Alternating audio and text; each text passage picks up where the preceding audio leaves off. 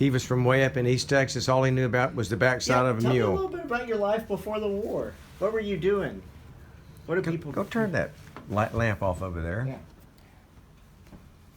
Tell him about growing up in East Texas, about how wealthy y'all were, Sam. Yeah, tell me about all the mansion you lived in. Well, we lived on a farm 4 miles from Mount Pleasant, Texas, in Titus County. Uh-huh.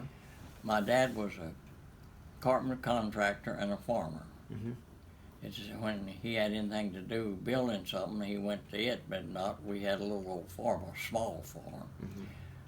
We raised some cotton and mostly corn and peanuts and stuff like that. Were you guys affected by the Depression? We didn't know there was such a thing. You're just growing your own food. I was born in 25 and the Depression was in 29. Oh, okay. But, you were a little kid. Everybody down there was not poor, they were poor. That's worse than poor. But we lived on beans and potatoes.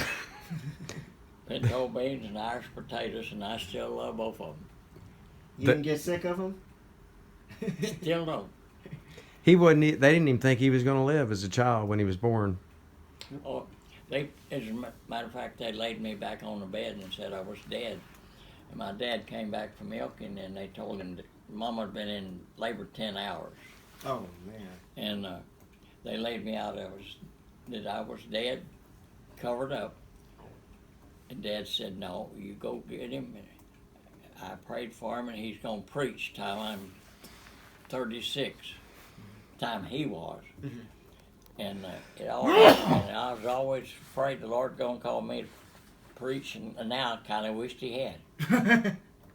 Sam, kids are going to see this for many, many years. What is the most important thing in your life, and what would you like to communicate to generations of people about what are you grateful for in being raised in America, and what's the most wonderful thing that you can share with others? Being free and doing your own.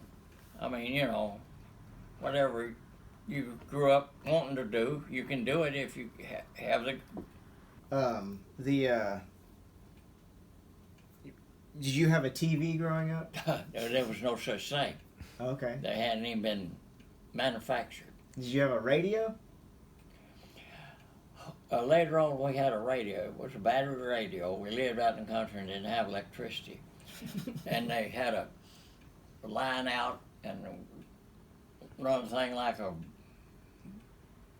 clothesline for about 50 yards down there, and they'd pick up static mostly, but you could got a little bit. You said you wish you could be a preacher? No, I said I was afraid he was going to call me to be a preacher, and then I said now I. You wish he had? Well, what did he call you to do instead? But What did you do for a job? I was a salesman all my life. Okay. I first went to work for Canada Dry Ginger Ale. What year was that? Oh, I guess it was. I finished high school in '42. I guess it was right after that. Okay. And selling ginger ale. And then I made branch manager, and I traveled 5 states. Okay. For them. And in a car. Mm-hmm.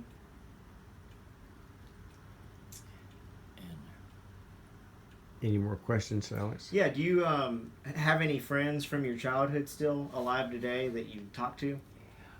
I don't know anyone that was from down that way. Mm-hmm. I've got 2 girl cousins that live in San Antonio now that I talk to. One of them's husband every once in a while, but I haven't been a number of years. Mm-hmm. And I don't know of anybody in my. After we got back to the States, when we graduated from high school, we marched down a boy and a girl and a boy and a girl. And the girl I marched down with was Margie Meadows. And I met her one time in New Orleans after that, and It's the only time I really ever saw any of them. Did you think she was cute? Well, she was a girl.